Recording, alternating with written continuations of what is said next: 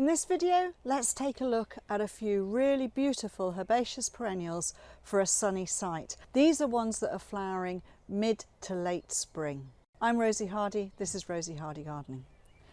Let's take a look at what we've got. So one of my favourite plant families, and this is hardy geranium.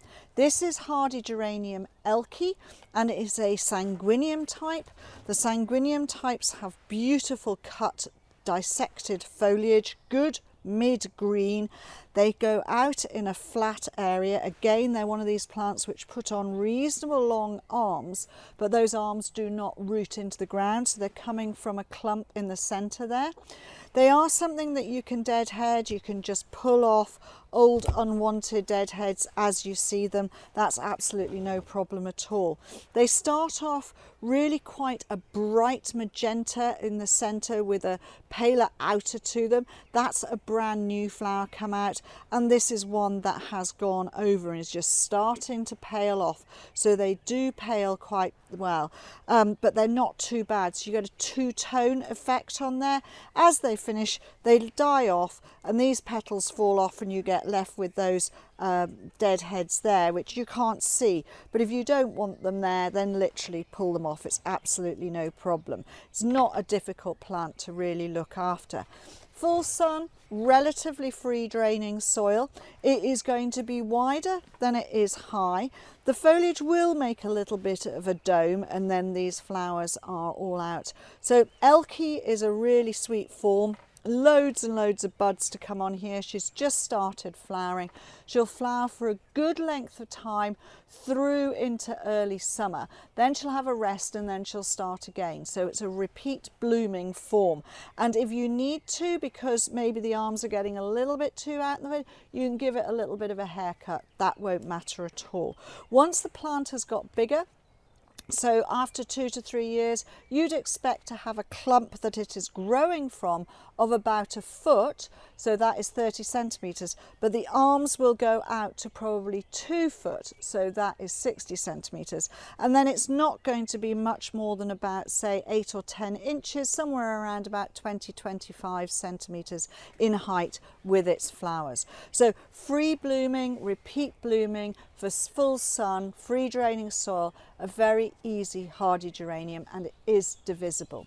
Let's say something else that is really a good plant for free draining and full sun. But this one you have to be aware of. It does run a little bit. So you can see around the edge of the pot here, it is putting on lots and lots of growth. This one is Cerastium tomentosum Silberteppich, and this has been bred to be slightly shorter in its stem on its flowering stem and to produce a lot of flower and have a slightly different almost purple stem there on the actual flowers.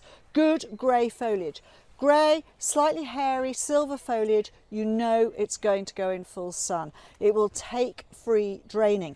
Now this is one of those plants which will run around, and it is brilliant for dry banks because it produces so much root that will hold the bank together, and it's really good for that sort of place. If you put these into a really good garden, they will run around a little bit too much, but you can chop them off and they, you know, keep them in control by just cutting them out. But for those difficult places like those banks where you need to hold the soil in, these are absolutely superb and they will do really well for you. How about something that is going to get up to being quite tall? And look at these gentian blue flowers, absolutely stunning. This is Anchusa Loddon Royalist. Anchusa Loddon Royalist produces these gentian blue flowers with a little bit of a white eye in the front there on these stems, and it's flowering and flowering and flowering. These ones which haven't come out yet are going to go up and up and up. So this plant is something that is going to get to just under a metre high, 90 centimetres. It's not going to put a massive amount of growth at the base. It's only going to, after say 2-3 years, going to get to somewhere around a foot. So that's 30 centimetres. So it is much more conical than it is anything else. Big hairy leaves, hairy stems, shouldn't get attacked by the slugs and snails, but no one's told the slugs and snails that. This is a cracking plant for free draining soil, full sun, middle of a good border. Be aware, however, it has a woody base and it doesn't like to be planted too deep. So do not try and plant it deep, otherwise it will rot off on the stems. Also, if it gets really wet in the winter, you will not keep it through. It is hardy, but it does need that free draining soil right the way through the winter. So you can container grow it. Also, I would say 4 years for every plant is about as long as they will keep going. It comes from root cuttings really easily. So that is the way to propagate it. But it is a cracking plant with this colour right the way through from May, June, July. Just a stunner. Anchusa Loddon Royalist. Now, if you want something that is taller and is going to give you a thistle head, then this one is really good. This is Cirsium rivulare Atropurpureum.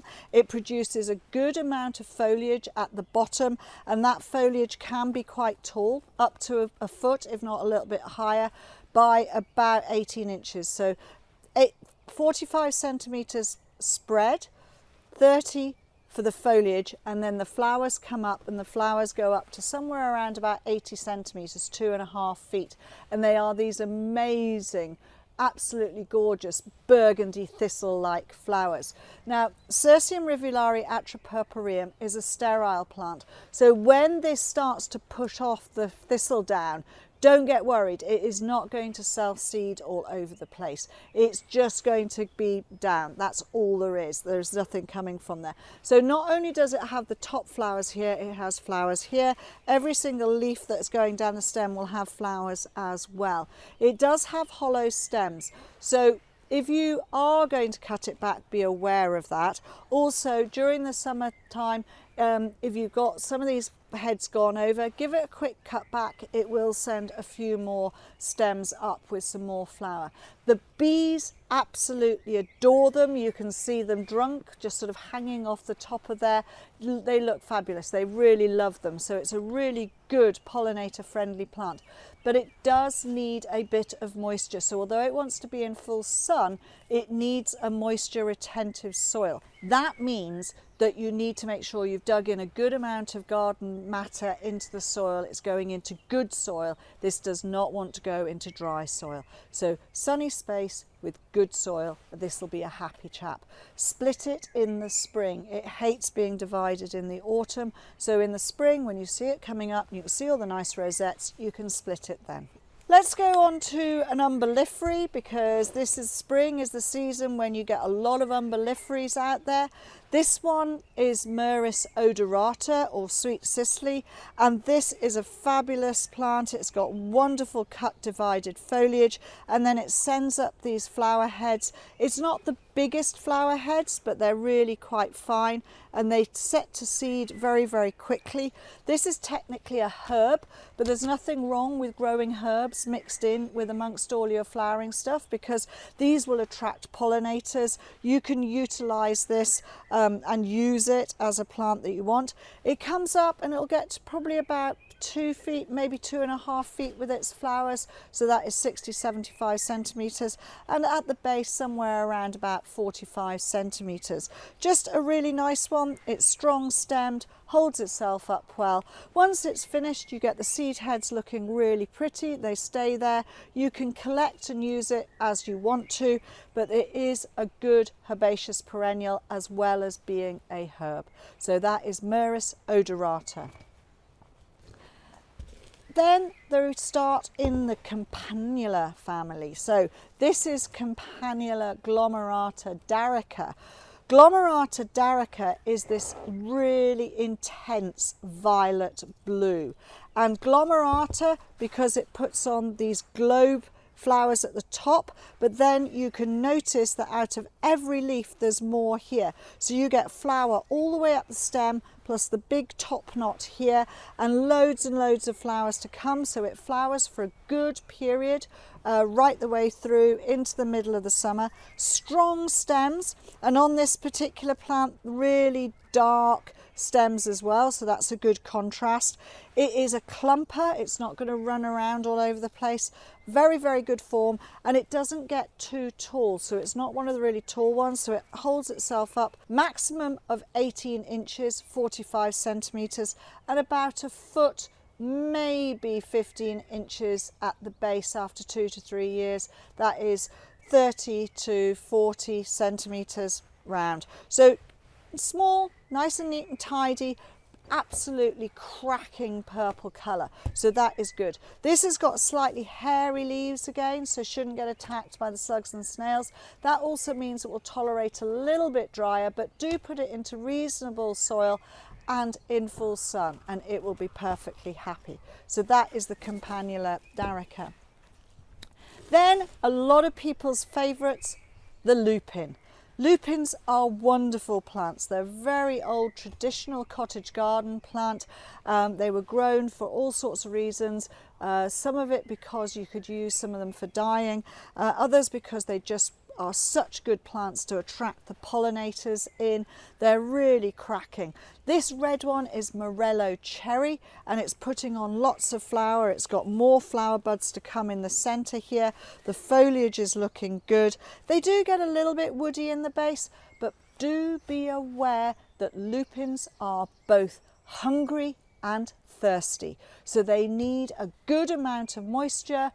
When they're actively growing, they need a good amount of food also. So you've got to remember to feed them well in the autumn, feed them well in the spring before they start putting on a lot of their foliage. Keep them moist. That's the key thing to having good lupins. They need moisture and they need a bit of food. I would suggest you use something like a tomato feed. That's the best way to keep them flowering.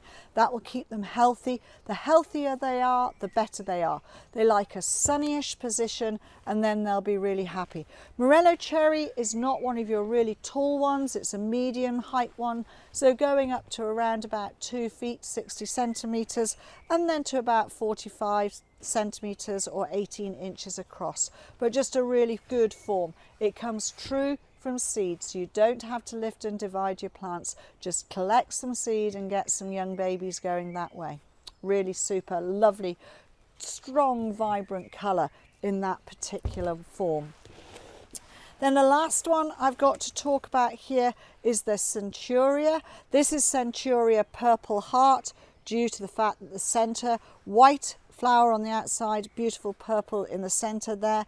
And as with all Centuria, this lovely marking on the bud, which I absolutely adore, and they're really great. So this is a Montana type. I did talk about a really dwarf form in the Little Gems, which only got to about 4 to 6 inches in height. This one is a Montana type. So the Montana types can get up to 18 inches, 45 centimetres, and then probably to 2 feet. They will spread quite well.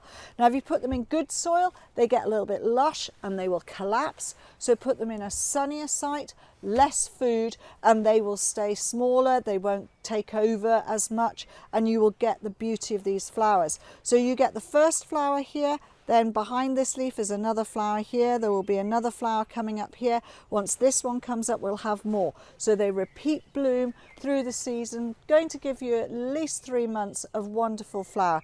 If they get a little bit tired, give them a cut back. They will come back through. And these are divisible. So this is Centuria Purple Heart. So there we go. That's a selection of really super different heights, different types of plants for full sun, some needing it dry, some needing it a little bit moister. Thank you very much for listening, and please do subscribe to the channel. If you want to watch another video of mine, YouTube thinks this one is perfect for you.